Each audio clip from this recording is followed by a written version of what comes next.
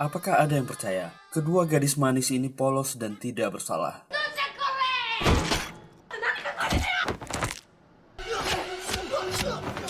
Bagaimana jika mereka sebenarnya adalah dua pembunuh profesional yang sangat terlatih?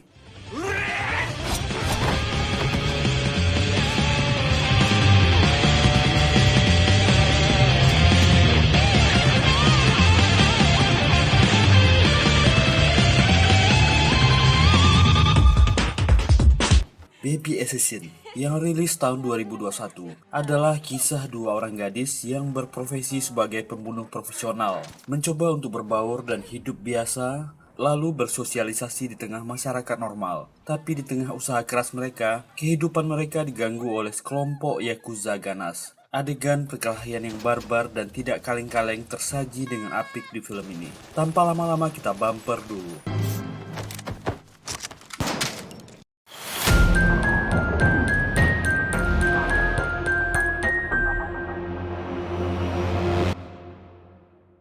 Adegan dibuka dengan memperlihatkan seorang gadis yang sedang wawancara kerja di sebuah ruangan di minimarket. Gadis yang masih duduk di bangku SMA ini bernama Mahiro Fukagawa. Dia sedang melamar untuk posisi pelayan part-time di sebuah minimarket yang dimiliki oleh pria bernama Mizu ini. Hiro terlihat canggung dan grogi, menjawab pertanyaan pemilik minimarket. Dia ditanya, apakah dia memiliki pekerjaan lain? Kalau di luar negeri wajar lah ya, orang-orang memiliki beberapa pekerjaan dalam satu hari. Apalagi untuk pelajar atau mahasiswa yang bekerja part-time. Hiro menjawab, dia juga melakukan kegiatan streamer. Rupanya si Mizu ini malah curhat. Anaknya juga kecanduan game dan ingin menjadi streamer. Lalu dia pun membuang komputer anaknya dan menasihati Hiro agar jangan terjebak hal-hal yang membuang waktu. Itu bukan cara untuk mencari uang. Hiro kelihatan semakin tertekan, apalagi Mizu malah memberi nasihat-nasihat yang sepertinya kutipan kata-kata dari orang yang terkenal. Dan yang tak kita sangka-sangka, gadis yang kelihatannya polos, imut, dan tak berdosa ini menggerutu. Dia sudah tak tahan dan muak dengan percakapan ini. Lalu mengeluarkan pistol dengan peredam dari tasnya dan bam.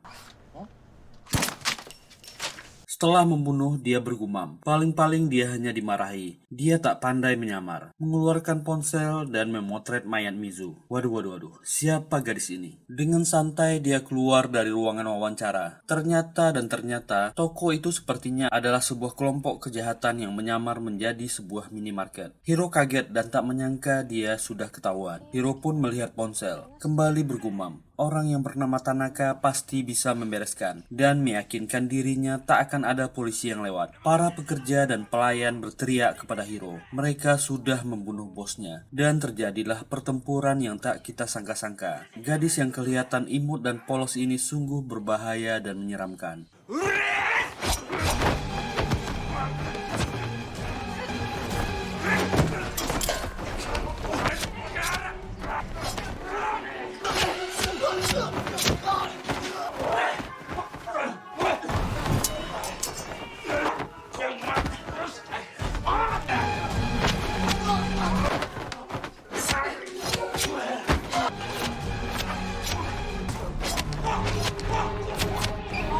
Walaupun dikeroyok beberapa pria dewasa, tapi semua orang ini kalah. Hiro mengambil nafas. Sementara salah seorang pekerja yang kelihatannya ketua dari kelompok ini dengan santai duduk dan mengamati Hiro yang menghabisi seluruh anggotanya. Pria ini berteriak kepada Hiro yang hendak pergi. Sebelum bisa pergi, dia harus mengalahkannya dulu. Ternyata pria ini jauh lebih tinggi darinya. Dan dimulai.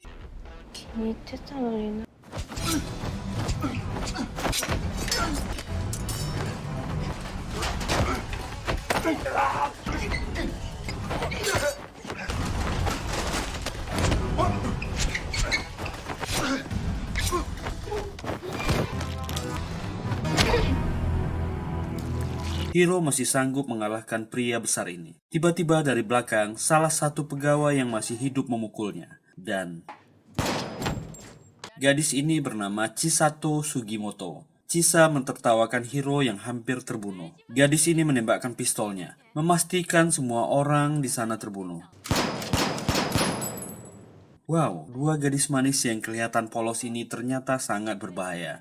Dari pembicaraan mereka, kedua gadis ini adalah anggota sebuah perusahaan assassin profesional yang sangat rahasia. Mereka akan menjalankan misi dari perusahaan tanpa banyak tanya. Chisa menyalahkan Hiro yang gak fokus dan kurang hati-hati. Mereka berdua sangat santai. Sepertinya pembunuhan adalah pekerjaan yang sangat biasa bagi mereka. Malah tertawa-tawa dan mengobrol santai di antara mayat-mayat ini. Lalu mereka pun pergi meninggalkan minimarket itu. Sore itu, ketika mau pulang, Hiro mendapat telepon dan segera bergegas pergi. Sebuah rumah susun. Rupanya Chisa sudah menunggunya. Yang gak disangka Hiro, rupanya Chisa ingin meminjam pistolnya dan meminta bantuan untuk membereskan order tugas menghabisi nyawa seorang yakuza dan sekaligus membereskannya. Seorang pria yang sudah berdarah-darah terikat tak berdaya. Chisa mengaku dia mengalami hari yang buruk. Dia telah diserang seseorang dan kehilangan pistolnya. Kedua gadis ini memang pembunuh bayaran, tapi mereka ditugaskan berbaur di masyarakat agar bisa bersosialisasi dengan masyarakat normal. Chisa diburu waktu, ditelepon restoran tempat dia bekerja part-time untuk menggantikan salah seorang karyawan yang tidak masuk karena sakit dan minta tolonglah Chisa ke Hiro agar menyelesaikan tugasnya. Sebelum dia pergi, dengan santainya Chisa menembak pria yang terluka parah ini. Chisa sampai di restoran tempat dia bekerja part-time. Seniornya ini segera meminta Chisa untuk menghiasi waffle dengan krim. Tapi pekerjaan gadis ini buruk dan membuat seniornya marah dan menyuruhnya mengulangi. Dengan berat hati Chisa mencoba, tapi dia tetap tak bisa. Seniornya mencontohkan, tapi gadis ini kelihatannya bingung sendiri dan kembali dia dibentak. Akhirnya setelah mencoba berulang kali, Chisa berhasil menghias waffle itu dengan krim. Seniornya memujinya dan itu membuat Chisa senang. Dengan penuh semangat, gadis ini menyajikan 2 waffle kepada 2 orang yang sedang pacaran di restoran itu. Tapi sial, si cowok tak suka krim. Dia memberikan ke pacarnya. Reaksi Chisa, tentu saja dia emosi. Krim hasil kerja kerasnya tak dihargai. Dan seniornya yang melihat itu memarahi, tapi juga kena pelintir lehernya. Setelah melampiaskan amarahnya, barulah Chisa sadar dan panik. Untung saja kedua orang ini tidak kehilangan nyawa. Hasilnya pasti dong, dia kena pecat. Sementara Hiro juga pulang ke rumah setelah menyelesaikan tugas yang diberikan Chisa tadi. Gadis ini sibuk menelpon setiap lowongan yang ada di brosur loker. Tapi masalahnya setiap pekerjaan yang diteleponnya memintanya sesi wawancara langsung. Itu membuat gadis introvert ini bingung. Chisa pun sampai ke rumah. Ternyata kedua gadis ini tinggal serumah. Kedua gadis ini memiliki 2 kepribadian yang sangat berbeda. Chisa cenderung ekstrovert, mudah bergaul, sementara Hiro sangat introvert, susah bersosialisasi. Di apartemen kecil ini tak jarang karena kepribadian mereka yang sangat berbeda, pertengkaran kecil sering terjadi. 2 gadis pembunuh berbeda pendapat, pasti berbahaya. Salah-salah bisa saling membunuh. Dari pembicaraan mereka, Chisa tak masalah ditugaskan oleh perusahaan untuk berbaur dan hidup secara normal. Tapi berbeda dengan Hiro, dia sangat tak nyaman untuk melakukannya. Mereka sudah mendapatkan banyak uang sebagai assassin, tapi masih harus dipaksa untuk berlatih hidup normal. Inilah baby assassin. Kita kembali ke 2 minggu yang lalu. Seorang pria tua menghampiri seorang gadis SMA, meminta maaf dia terlambat. Ternyata gadis itu Chisa. Bapak tua ini adalah targetnya. Chisa menyamar menjadi gadis SMA yang butuh uang dan bersedia melayani om-om tua. Chisa menggiring orang ini ke tempat sepi, di mana Hiro sudah menunggu di sana.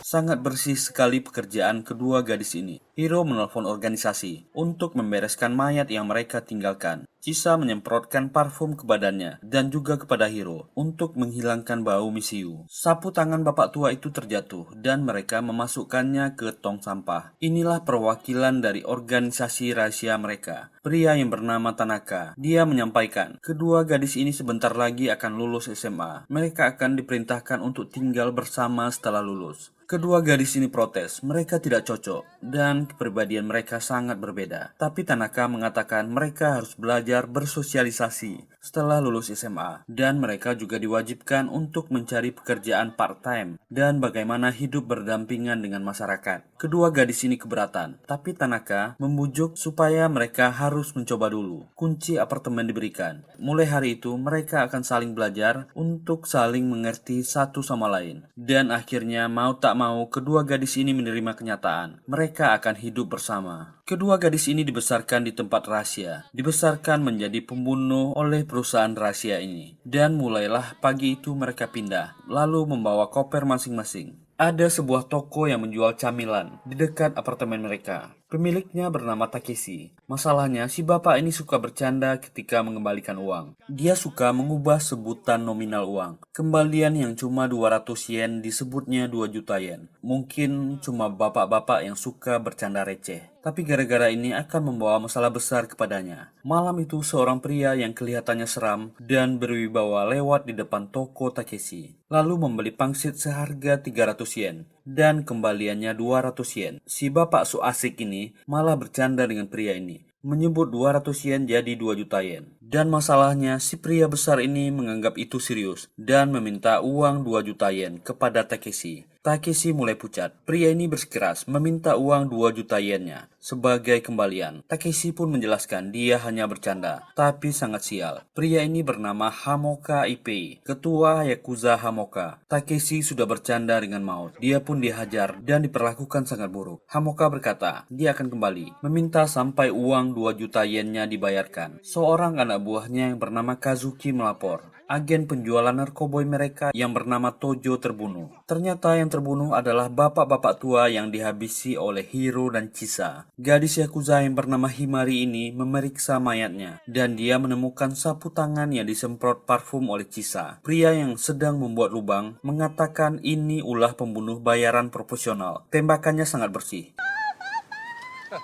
Himari dan Kazuki adalah dua bersaudara yang dibesarkan oleh Himoka sejak remaja. Himoka memberi perintah untuk kasus ini. Himari lah yang bertugas mencari pelakunya. Himari berjanji kepada ketuanya, dia akan mengurus mayat ini dan menemukan pelakunya. Dan untuk sementara, semua pasokan narkoboy mereka akan diurus oleh Himari. Himoka pun pergi dengan kelompoknya. Himari dan seorang pria bernama Watanabe memeriksa mayat itu. Tanabe ini bukanlah pria sembarangan, mantan anggota pasukan khusus Jepang yang dipecat karena kedapatan terlibat di bisnis narkoboy. Dia dipenjara, lalu bertemu dengan Himari, jatuh cinta dan mulai berkencan. Ketika keluar dari penjara, dia rela menjaga Himari dengan mengikutinya, walaupun pria ini sangat benci dengan Yakuza. Himari berteriak kegirangan, dia tak sabar ingin bertemu dengan asasin ini. Sementara kedua gadis yang tinggal bersama ini sebenarnya nggak cocok. Chisa ceria dan cenderung ekstrovert, sementara Hiro introvert dan terbiasa suasana tenang. Dia sangat terganggu dengan keributan kecil yang dibuat oleh Chisa. Walaupun mereka berbeda, tapi kedua orang ini sebenarnya berteman akrab. Seorang pria berjalan di kegelapan malam. Laki-laki ini bernama Ippo. Bapak tua ini memiliki restoran yang berada di kekuasaan Yakuza Himoka. Sebuah mobil datang. Dengan santai, Tanabe membekuk orang ini. Dan di dalam mobil, dia mulai diinterogasi. Apakah dia yang menyewa pembunuh bayaran untuk menghabisi Tojo, anggota Yakuza Himoka? Ponselnya diperiksa. Ippo tentu saja tak mengaku. Dan ketika diancam, akhirnya pria ini mengaku. Dia memang menyewa seseorang untuk menghabisi Tojo. Ippo heran dari mana mereka tahu. Himari menjawab, sebelum dia mereka telah menculik 15 orang. Akhirnya mereka mendapatkan namanya. Ippo mengaku Tojo selalu memerasnya, padahal restorannya baru saja dibuka. Himari tak peduli, dia hanya ingin tahu siapa pembunuhnya. Ippo mengaku hanya menyewa lewat sebuah website. Formulir permohonannya menghilang setelah itu terupload, dan dia mengaku sebenarnya dia membayar untuk 2 orang. Satu targetnya lagi ialah Hanabusa, seorang Yakuza lokal bawahan Tojo. Himari gembira, dia mendapatkan petunjuk sekarang. Mereka bisa menggunakan Hanabusa untuk memancing pembunuh ini. Himari berkata, dia bisa pulang jika bisa mengalahkan pria di sampingnya. Ippo yang sudah kepalang tanggung tak punya pilihan. Dia bersedia berduel dengan dengan Watanabe. Dan tentu saja bapak tua ini dikalahkan dengan mudah. Bapak tua yang bernama Ippo diserahkan kepada kepala Yakuza Himoka. Dan dia bernasib malang, menjadi sasaran latihan tembak Himari. Sementara Chisa yang mendapat pekerjaan dari organisasi panik dan berteriak. Dia sudah terlambat pergi bekerja. Tentu saja kembali, gadis ini lupa membawa senjatanya. Sementara itu, pria yang bernama Hanabusa pulang ke rumahnya. Saat dia menutup pintu, Chisa buru-buru ikut masuk. Hanabusa marah dan membentaknya, tapi todongan pistol membuatnya diam. Ternyata itu jebakan. Himari sudah ada di kamar itu dan menyapanya. Senjatanya direbut Watanabe. Himari mulai menyapanya. Dia terlalu cantik untuk seorang pembunuh bayaran. Himari meminta nomor HP-nya. Tentu saja Chisa muak melihat gadis Yakuza yang sok asik ini. Berniat menyerang, dia dilumpuhkan oleh Watanabe.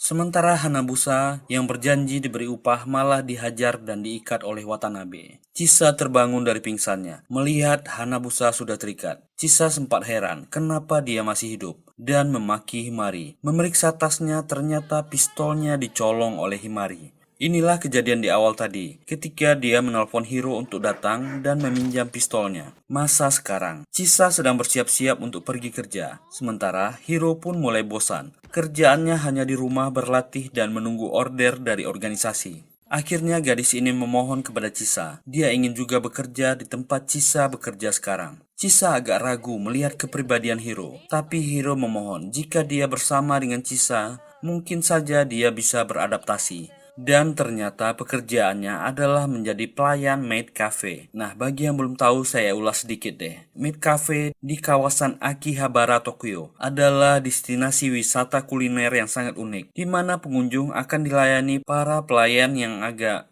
di dalam maid cafe, fantasi liar para pria otaku diwujudkan menjadi kenyataan. Para penikmat komik Jepang alias manga pasti sering melihat tokoh anime Jepang dalam balutan busana pelayan. Tapi bedanya mungkin roknya pendek atau mini. Pokoknya fantasi para otaku dan wibu dipuaskan di sini. Dan masalahnya, dua orang gadis ini cuma tampilannya saja imut dan polos. Aslinya malah berbahaya dan barbar. Hiro langsung shock begitu tahu pekerjaannya adalah menjadi pelayan di maid cafe. Lihatlah gaya Chisa ketika wawancara. Disuruh membaca mantra yang sering muncul di anime.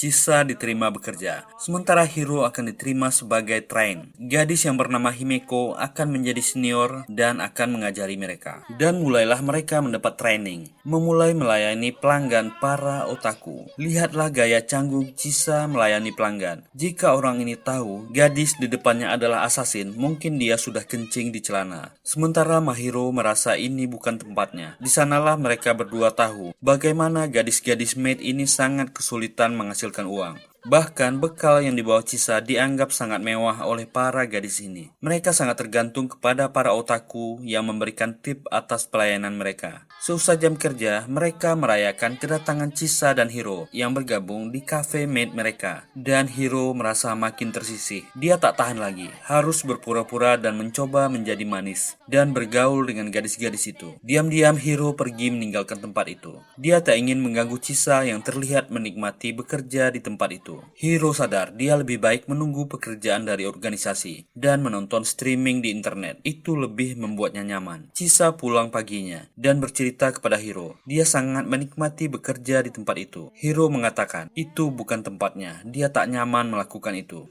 Chisa menasihatinya, mungkin dia harus mencoba di tempat lain. Intinya, dia harus mulai berkomunikasi dengan orang lain. Masalah yang sebenarnya datang. Kepala Yakuza Himoka dan anak asuhnya Kazuki berjalan di kawasan Akihabara, tempat di mana Chisa bekerja. Ternyata kepala Yakuza ini berniat mengambil alih cafe maid di sini. Dia mengajarkan Kazuki banyak hal yang berubah di dunia sekarang. Bisnis seperti ini sedang tren dan bisa menghasilkan uang yang banyak, dan mengajak Kazuki masuk ke maid cafe. Tentu saja kedua orang ini disambut oleh Himeko dengan gembira. Menyangka kedua orang ini adalah otaku. Kazuki ngamuk dan menendang otaku di sebelahnya, membuat mereka segera ngacir pergi dari cafe itu. Himeko dengan semangat melayani kedua orang ini. menyuruh kedua yakuza ini menyebutkan menu makanan dengan nama aneh. Himeko menyajikan makanan, tapi sebelum disantap, mereka berdua harus mengucapkan mantra. Kedua yakuza ini masih mengikuti. Himeko menawarkan, dia bisa menulis di atas telur omelet. Kepala yakuza ini meminta tuliskan huruf kanji yakuza. Dan rupanya Himeko tidak sempurna menuangkan saus tomatnya. Kazuki dan Himoka tertawa, tapi rupanya ketua yakuza ini marah dan menganggap Himeko sudah meremehkan yakuza. Manajer tempat itu dihajar, menyuruh semua gadis berbaris. Kazuki mengeluarkan pistolnya dan membuat semua gadis pelayan ketakutan. Mereka berencana mengambil alih tempat itu. Semua gadis ketakutan. Hanya Chisa yang tetap santai dan tidak mau disuruh berbalik. Kazuki menodongkan pistolnya. Ketua Yakuza Himoka dan anak buahnya tewas. Chisa menyuruh semua temannya keluar. Jangan telepon polisi. Besok tetap datang masuk seperti biasa. Keadaan akan kembali normal. Semua gadis pelayan berlari keluar ketakutan. Chisa pun pusing. Baru saja nyaman di tempat kerja yang baru. Masalah kembali datang kepadanya. Tak punya pilihan, Chisa menelpon Tuan Tanaka, perwakilan dari organisasi untuk mengirimkan pembersih. Pria ini adalah pembersih dari organisasi, dan dia akan membuat kematian kedua orang itu akibat perkelahian antar geng Yakuza. Chisa tak perlu khawatir, dan menyuruh Chisa menandatangani formulir pemesanan jasa pembersihan kasus. Gadis ini terkejut melihat harga jasa yang naik, tapi dia terpaksa membayar, karena ini bukanlah pekerjaan organisasi. Chisa pun pulang dengan kesal. Pekerjaan baru hilang dan jasa pembersih terpaksa membuatnya menguras uang tabungan. Himari bersedih memeriksa mayat abangnya Kazuki dan mencium bau parfum. Dia familiar dengan bau itu. Itu bau gadis pembunuh bayaran Chisa. Chisa sampai di rumah dan Hiro meminta maaf karena dia tak bisa menerima pekerjaan itu. Dia sungguh merasa tak nyaman. Dia berharap Chisa tak marah dan masih menganggapnya teman. Karena berteman dengan orang introvert pasti sulit buatnya. Chisa memakluminya dan mencandai Hiro karena sudah meminta maaf dengan benar. Saat itulah dia menerima telepon. Ternyata itu adalah Himari. Gadis Yakuza ini marah. Orang yang telah dia bunuh hari ini adalah kakaknya dan ayah angkatnya. Chisa heran, dari mana dia tahu? Dia pelakunya. Ada parfumnya yang tertinggal di badan kakaknya. Dan mereka saling memaki. Himari menantangnya. Jika dia berani, datanglah ke tempatnya. Ya, namanya juga anak muda yang berdarah panas. Chisa menyanggupi. Harga dirinya sebagai asasin profesional tersinggung. Tapi akal sehatnya masih jalan. Dia akan membawa Mahiro sebagai backup dan memohon kepada temannya. Bantu dia untuk menghabisi antek-antek Yakuza ini. Hiro menanyainya beberapa pertanyaan.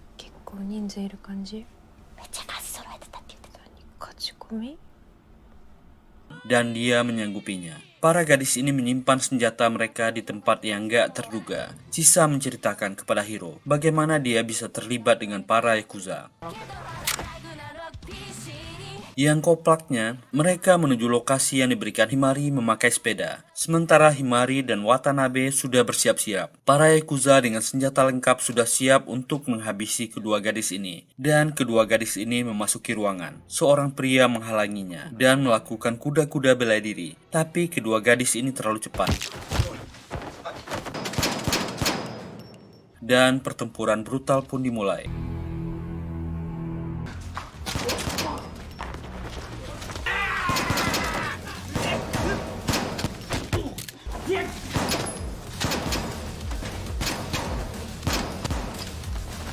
Kerjasama yang sangat mulus antara kedua gadis ini. Himari yang sering dilatih Watanabe menyerang.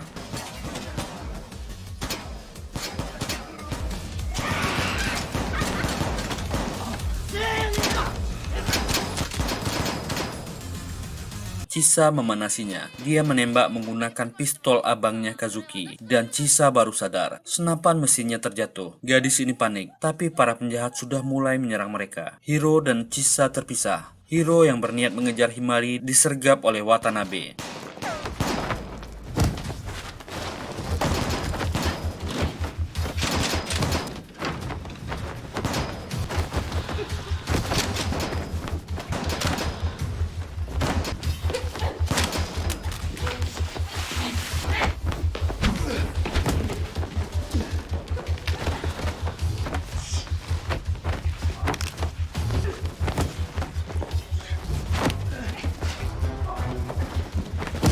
tapi kali ini lawannya tangguh. Tanabe adalah mantan pasukan khusus. Hiro menghadapi lawan berat. Dia memaki Chisa yang tak memberi info ada profesional di antara para Yakuza ini. Tak ada jalan mundur. Hiro terpaksa mengeluarkan semua kemampuannya. Hiro tersudut dan dihajar habis-habisan. Orang ini terlalu kuat.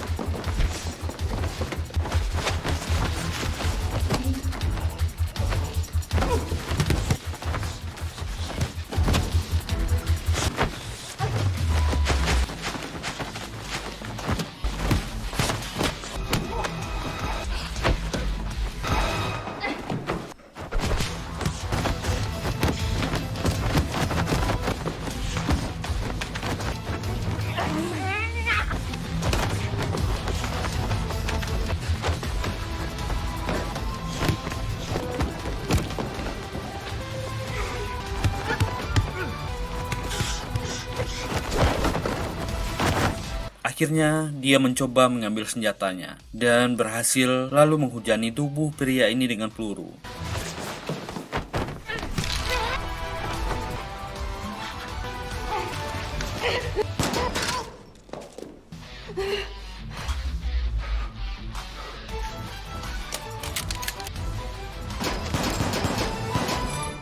Tanabe pasti tak menyangka dia dihabisi oleh seorang gadis kecil. Hiro mengeluh dan mengumpat orang ini sangat jago. Sementara tinggal Chisa dan Himari yang bertarung dengan pistol.